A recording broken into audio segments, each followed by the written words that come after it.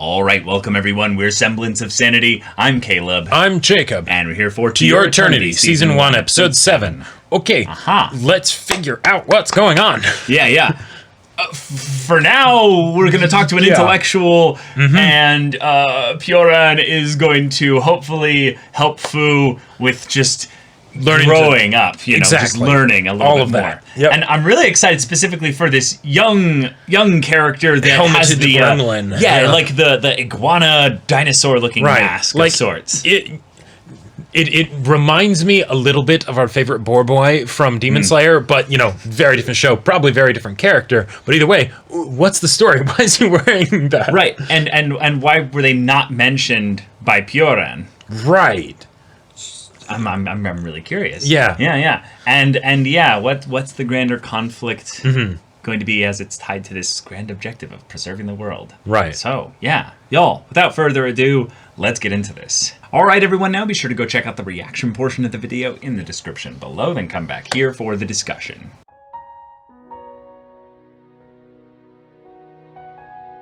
Oh, excellent episode. This was a wonderful episode. So good. The decision to cold open us in with a character that was new, but then tie it in really quickly to the story that was going on at the end of the previous episode was risky because we were floundering. We were like, okay. We just got new territory and things that completely confused us in the previous episode. Right. And now we're getting something that's unconnected, seemingly. Right. I think the way they the director established the kid immediately pointed that it was the kid in the mask because we didn't show the face at multiple times in the very beginning, and it was very pointed that the story was going. Well, the episode was called, the boy, basically. I don't remember what the episode was called exactly, but it was something the boy, and thus it's like, oh, okay, that was the mystery of the end of the previous episode. Who's this kid in the mask? Yep. And it's literally a kind of a Man in the Iron Mask situation, but also like a, oh no, shit happened, and he considers himself a monster now. Right. Oh, what? So he'll fit right in the cast. It's perfect. Oh. The thing of the log crushing his head and him still being alive. So that's something where I think super lucky. Well, sure, super lucky, and also just my my expectations for what is visually presented to me having physical ramifications is adjusting accordingly. Well, right. But Jacob, hold on. It's possible. It's possible that he had basically his skull cracked. He had basically this is the toughest part of your head, and he's basically it's being propped up by rocks, but he's unable to move. Yeah, his whole skull is basically fragile and stuff.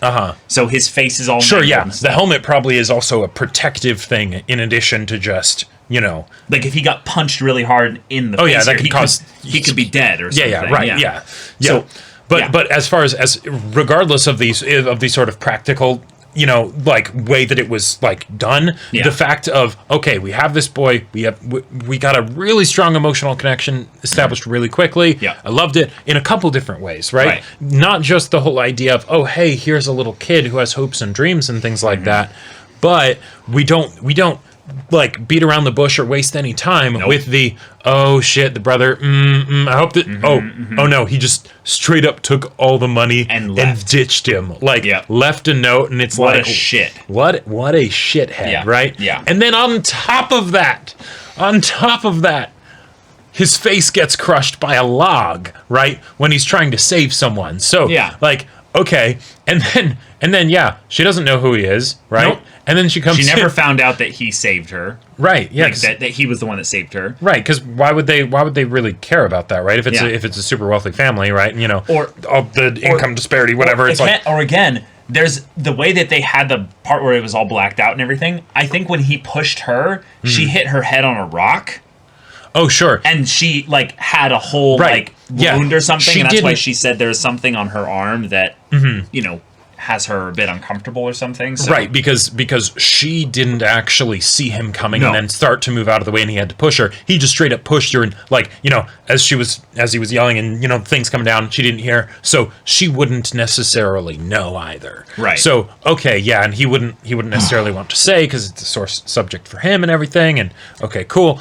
And this whole unlucky sequence of events, right? Leads to him getting extremely lucky, like to the point of almost unbelievable that he actually survived that, because he also fell a good portion. So that's its own thing as well. But then the lucky part in that he meets Fu, or Fushi, through this whole thing, then gets another brother that he can then be the older brother to. And I love the way you were like, see, now he can do it right. Yeah, like, yes! And it's that kind of also similar continuation to March, because it was something where someone who is young, who doesn't know a lot of stuff, and yet is in a position where, because Fushi is an extreme case, right, they still are the one who would be teaching him things, right? So, okay, and be like a parent to him. Right, so he readily adopts that role, and it's like, all right, cool, this is going to be great. And it's probably something that makes him feel a lot better about himself, too, because, like, people need people, and in his situation there, he was very alone. Very alone. Like, even though he had the, you know, Booze Man and all that, for a long time it was just Booze Man because, what's her name was... Pioran was away, right? So, you know, Booze Man isn't exactly, one, definitely not a friend, but also not necessarily the best, like, parental figure, you know? Nah, he's a businessman that is kind of a bit of a joker. He has a bit of wisdom to him, but he's more trying to kind of set up his business to succeed. Right. He's a great first boss, you know. Yeah. But he's not family, right? Yeah, he's not family. So exactly. So in this situation, right, and you know, and technically none of them are family and all that stuff, but who cares, right? You know, having him be able to be like, okay, yeah, here's this person that can be a part of our family, right? And he even says it like really quickly and is almost like, oh, I kind of blurted that out. Like, maybe, like, is that okay? Is that what you want? I mean, I don't want to assume anything. And then, of course, you know, Fu's just like, yeah, whatever. Sure. Okay. Yep. The only time Fu is negative is when he doesn't understand something. Yeah, like, and that's because he specifically told him how to say, I don't understand. Right, and that was actually pretty cool, was he said, you know, Wakara and I don't know, over and over and over again. But at the end of the episode, he's saying, I don't understand. Right, which is that little bit of that growth. Little bit twist where it's not learning. I don't have that information, but I don't comprehend the words that you're saying. Can you basically saying, can you explain those words to me? Right. So I'm really excited for them two together, because I definitely think that we're being set up in the same way that we were with March. We're going to love this kid. We're going to get attached to this kid. We're going to have an emotional journey with this kid. This kid could die also horribly. God damn it. So I certainly hope not, because I mean, remember, this is made by the Silent Voice, you know, mangaka. So pain is going to be coming eventually. It's just how much wonderful, you know, peaceful time will they have, you know? I feel like lightning already struck twice on this kid, so it's not going to strike I hope it doesn't strike a third time, you know? Well, yeah, it might not be then that he dies. Yeah. It's that he loses everything again. And he has to be alone. Yeah, that's also very possible. Okay, bunch of things were brought up. We revealed the greedy aspect of humanity through the jokings of the Pioran and Booze Man. And then also the brother. The brother as well. But basically, specifically with Fu. They talked about the ways that they could use him to make money. Yep. I really like that our boy here did what he could to kind of be like, hey, we need to be grateful that he's here. We need to not take advantage of him in that regard. Right. Now, don't take financial advantage of my little brother, please. Yeah. I wonder why. Yeah, I wonder why. I really like that simple aspect of humanity was brought up in a way that made him reject it, that was also, you know, consistent with his character. Right. Given that we were just introduced to him in this episode, that's some pretty good writing, I would say. Yeah. Also, given that he now has the jealousy angle with the girl crushing on on Fu, there's a possibility that this is just innocent, but there's also the possibility that he could end up being the one that then decides, no, maybe we should sell Fu. because I don't like him being around here and ruining my chances. I mean, it's a very kid-based logic to it, but I don't think it's going to go that far. But the way I see it, this is actually another form of learning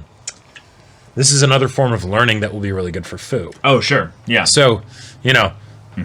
They say I don't know if people say this, but one of the ways that you can tell when you're really family with somebody is when you fight, right? True. Like the way that family fights versus the way you that fight and you still remain in relationship. Exactly, right. Yeah. And that's something that I think could be really good for Fu to learn because we've been scared in the past of like, you know, the people that come up with spears to be like, how many times can we stab him? You know, right? That's not necessarily the kind of things that we want Fu to, like, you know, be stimulated by, right? And yet, the idea of having someone that you come into conflict with that doesn't involve turning into a bear and tearing them to pieces, right? That's something that might be helpful for Fu to have, right? You know, the idea that there is that you know, shades of gray to it. But, yeah. The old man brought up the idea of we'd be careful. Him existing could start a war. And that might have been how the previous arc ended. Yeah.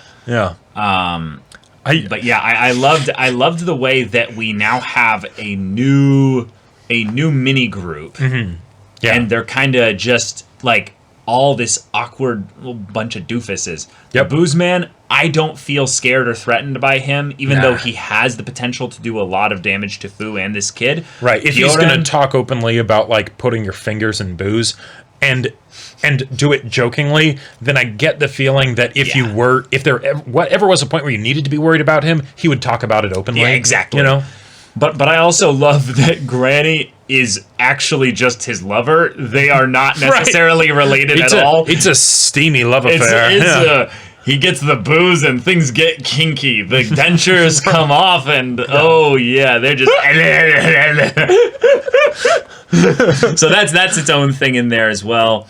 But the idea that this is the new segment of the story that feels kind of linearly connected to the previous segment is kind of fun because structure-wise, we haven't really gone through that much time. Nope. Like it's been months to maybe a year, and I think that's really good because Fu is still at that developmental stage where he's not like a. You know, he's a child, right? He's still a child, and so going through 100-year time skip when Fu's a child might not be the best idea. Yeah, might not. Once he's a fully developed being, then maybe that would work a bit better because then he'd have he'd have an anchor as to who he is, and we would also know what that anchor is, so that we can go through a bunch of time passing and we don't feel like we've completely lost touch with him. Right. So the girl's name was Reen. Yeah. And the boy's name was Gugu. Yes, Gugu, which is just a really adorable name. I'm telling you, man, we're getting set up again. Gugu is such a baby name. It's literally Gugu Gaga. No, I know. I know. Yes, there's a very good possibility that that's just like the baby name that he had that, because who knows where his parents are or anything. Right? And his brother left, when he was still a young kid. Yeah, so it's 10 or something. Right, so it's a very good possibility that might have actually been his baby name, basically. And he's been alone with his brother since he was a baby. His brother raised him. Yep. And then his brother's like, I don't know what to name you, so you're Gugu. Right. You made that noise a lot. Clearly, he wasn't that high on the brother's priority list, right? So, I could definitely see it just being something where it's like, sure, we'll just stick with that. I'm excited, though, for the brother to return into the story because he was influenced by the friends on some level. That's a thing of where I do not, hold him, he is responsible for what he did. But the idea of him coming back and potentially doing exactly what his brother hoped he did is on the table, but then the greed comes up again where he sees the potential of what Fu is, and he goes, and that could make even more problems. Right, and I think that's not preferable, like that has to happen or anything, but that's more exciting to me because the idea of his brother leaving, right? While it was definitely a shitty thing to do, right? And I can definitely call him a bastard and feel great about that. Oh yeah. It's not like he was like some like mustache twirling, like I was always evil, you know, right? It's something where he discovered about himself that he's a kind of shit human being, right? Yeah, he didn't really care about his brother, and he cared more about the goal than doing it with his brother, which is what his brother cared about. Yep. And that's why Gugu stopped really caring about selling the ring. Exactly. Because he was like, oh, what would I do with it? What would I do with it? And then he ends up getting exactly what he wants. Right. I love that twist. I love that twist as well. Because the nice house was the people selling booze, because booze sells for a good amount, well. You know. And it was literally the exact one. It wasn't like some similar one. It was literally the tower house that he saw from all that way in their tree spot, you know. And it's not necessarily as crazy as you thought it was. No, it's just fine. Yeah. You get great cooked meals. You have purpose. You have a pseudo family of sorts. Right. But no, you won't have to worry about food being on the table. Like the meals are plentiful and delicious looking. Yeah, you kind of work for all the things that you dreamed about being in the house. So now, you do have a plump belly. Right. It was kind of one of those like sweet things of where you're like, oh, right, having a good filled belly, you would actually be like that. You have wealth. You have privilege. Exactly. Yeah, especially in a world like this. Right. Now, you know, there's still a higher ceiling of wealth and all that stuff, because apparently Reen is very well off. Like even compared to the Mr. Booze. Yeah. But, who knows if that will like come into play in the conflict of the story, kind of.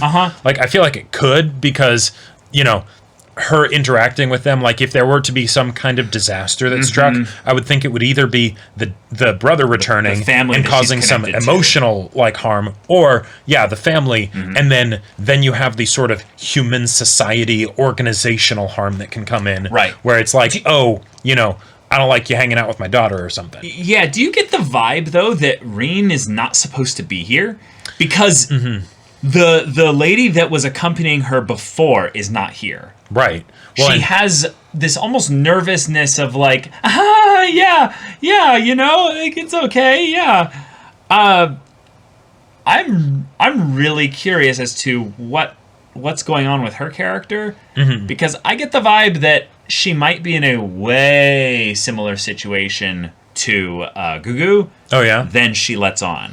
Yeah, because she did. The wound at the arm, that doesn't feel like the kind of wound that would be right, like as damning, if you would. Yeah. But the fact that she pointed out in that way feels interesting. Because like when she talked about like, oh, it hasn't healed, that made me think of like a scar, Well, or it's still hurting. Like, like I haven't gotten, like, it's clearly not well, right? But I wouldn't think of it as, like, I guess it could be a scar.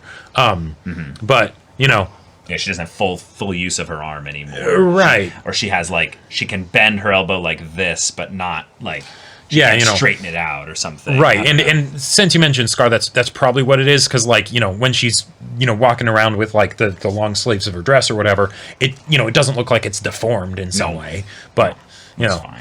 Yeah. I will say also that I like what they're doing with her character of making her not just be kind of the idyllic version of her that Gugu originally saw her as, because that's not a character that I would be as interested in being like part of the main cast of this arc of the story. Sure. So that's a fun new direction, and seeing him be all like, she likes foo. It's freaking white-haired boys. Why do all the girls go after the white-haired boys in animes? It's not fair. Well, except freaking Gojos and Killuas and except for the name. Well, not the namesake, but the person that you look shockingly familiar to. It's like we can't be the only ones, right? Who looked at him and were like, a falcon-looking mask on a small skinny boy. Who dreamed of living in a castle.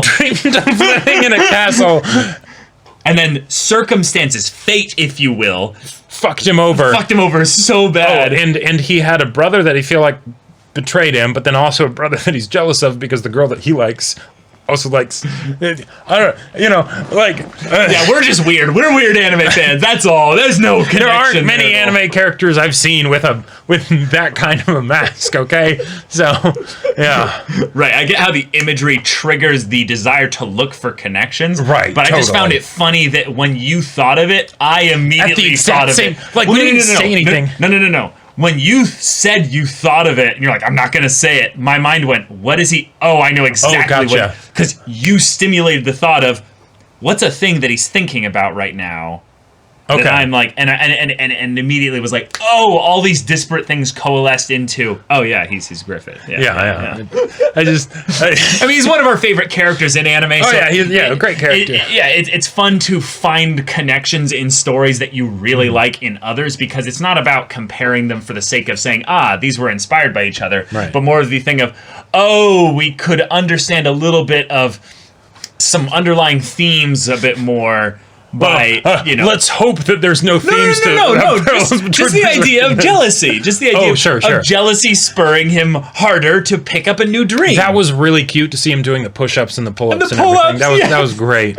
Like, it's 100 push-ups, 100 pull-ups, 100 sit-ups, 8,769, 8,770. What am I doing here? What are any of us doing here? Like, it's something where I love Fu as a character, but because Fu is still growing and still learning and stuff, I'm really glad that there is a consistent, like, let's have the new emotional core human connection for the audience in this story since March is dead. Fucking dead. Yeah. But now we are on the steady march, if you will, towards eventually having Gugu die.